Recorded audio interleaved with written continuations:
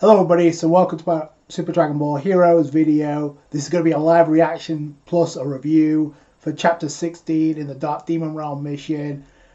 Following what was probably, if not the best chapter of Super Dragon Ball Heroes and any Dragon Ball chapter that I've read in the past 3 years. Last we left off with Megabora attacking. We also come across the fact that Toa actually got a win over the Supreme Kai of Time in a flashback. Very important stuff as to how Cronoa actually got brainwashed into becoming Dark Cronoa. So that was pretty cool to find that out. Also to get more exposition on Ribeiro. Hopefully we'll get more as the arc reaches its climax and that's where we are now. And on the cover is a beastly cover, I have to say. We see Trunks and Mechikabura both looking epic as hell. Trunks specifically because obviously this arc is pretty much like focused on Trunks. The last chapter was pretty much the most emotional chapter that we've seen Trunks involved in. When's the last time? So this version of Trunks hasn't cried since the death of Gohan, pretty much. That's what I'm trying to get at. So it was a very emotional chapter for Trunks, and technically speaking for Cronoa. I kind of want to see more consequence from her character. It's like, because she realized she got brainwashed, even though it wasn't really her fault. She was, and I'm wondering about this. Was she kind of like nerfed because she had to like seal the Demon Realm? And that's the reason why Toa, as much as I love Toa, but Toa did get the win, but it could be because she was nerfed after sealing Mechikabura and herself along with the Demon Realm. I hope we get to see Cronoa do a lot more in the future when it comes to Super Dragon Ball Heroes, not just the manga. We start off with the Demon Realm, and we start off with Trunks, go figure.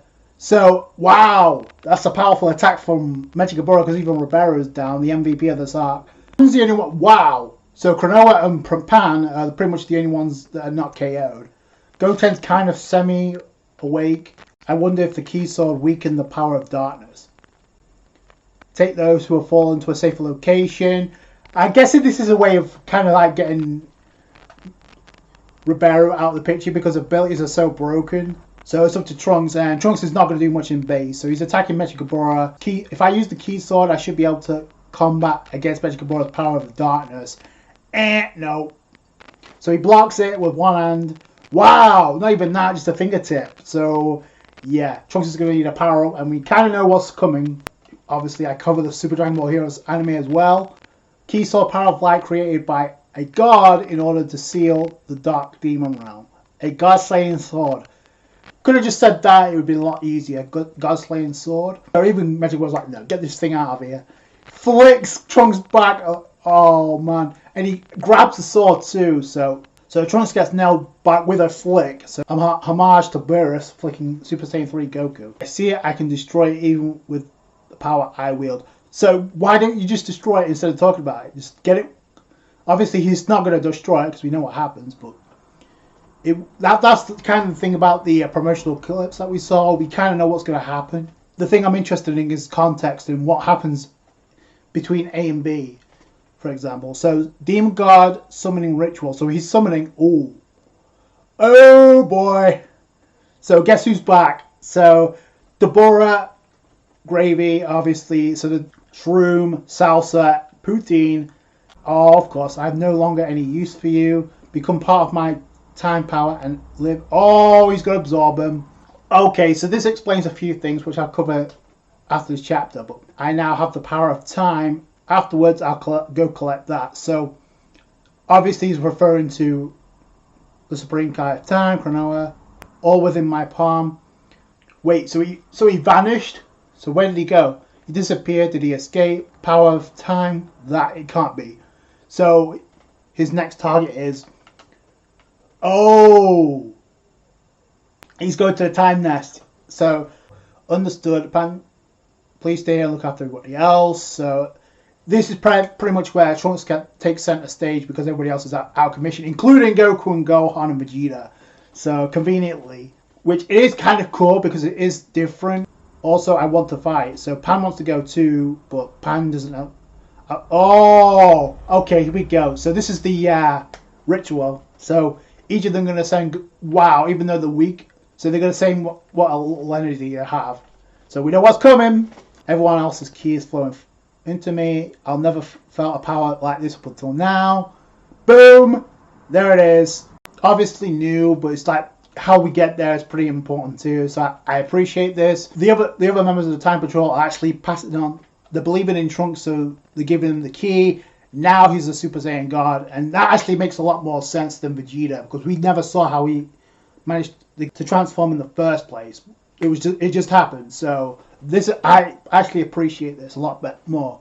This power is the legend I heard from an angel a long time ago. I wonder who that could be. This is Cronoa talking. When 5 pure-hearted Saiyans transfer their power into a single Saiyan, where the special power is born, is that power now unleashed. So it makes sense. So the barrier's been broken, and then we see Old Kai along with Toki Toki. So what kind of power is this? Why, you Dark Demon Realm folks? Oh boy. Still standing even after my attack. Given your old age, that's quite impressive. Wow, so he's even trying to kill the Old Kai. So, and Magic Bora has a new form. Give me that bird which controls time, Toki Toki. Don't joke around. If Toki Toki falls into your hands, then it means destruction of the universe.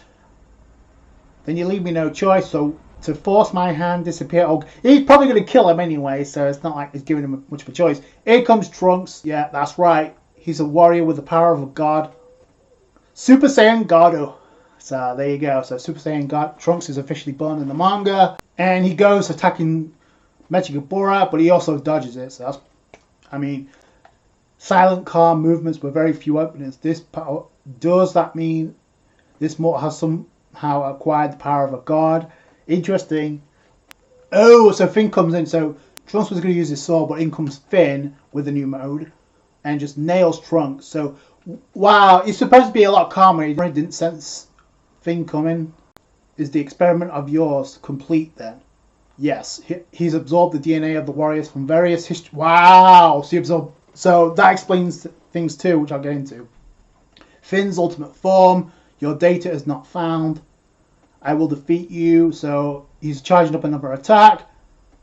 The Kai. Oh wow. So he says. So he's trying to attack. So the Kaishins are in danger here. So freeze. Oh, so shout out to Cronoa. She's actually stopping the attack. The backline is all good. Okay. So Trunks comes in, slashes Finn, and then sends him back down.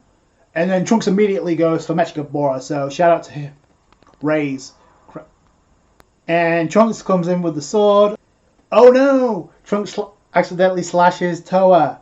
So Magic Bora switched in Toa in order to take the hit himself. Magic Bora, you bastard, using an ally as a shield. Ally. The thing that matters to me is power. So yeah, so he's a lost cause. In order to take everything into my possession, I need power. So there's a portal open and there's a barrage of meteors coming down. It's about to destroy the time nest to end the chapter. So that pretty much wraps up chapter 16. And if I have to be honest, I preferred the last chapter a little bit more to this. Not saying this chapter didn't have something to offer, but it just like overall exposition on characters that I'm generally interested in, that not only are currently in the promotional anime in Super Dragon Ball Heroes, we just have to wait to see what they do in the future. However long they decide to go with it. And at this point, I don't really care, because Dragon Ball Super manga is a mess right now. So unless they clear that up, Super Dragon Ball Heroes is pretty much my focus right now when it comes to Dragon Ball content. I don't know what to make of the movie. I have to watch it in full to give you my full opinion, but I'm not going to watch leaks. But other than that, Super Dragon Ball Heroes is where it's at as of right now. Like I said before, if not one of the best chapters I've ever read in Super Dragon Ball Heroes, period. In terms of Dragon Ball content, it's probably the best chapter I've read in 3 years. So this chapter was pretty good in setting up Trunks, the hype building for the final collision. Like, it does kind of take the suspense away, because I know how things are going to play out, thanks to not only the promotional anime spoiling this in episode 20. I got very salty about that episode because they never built up towards that. It was just a single episode to promote the card game. So they could have done better, should have done better, honestly, given what we have here. But they didn't go that route. And on top of that, I've already seen a few clips before the promotional anime was even a thing. So I knew Super Saiyan God Trunks was coming.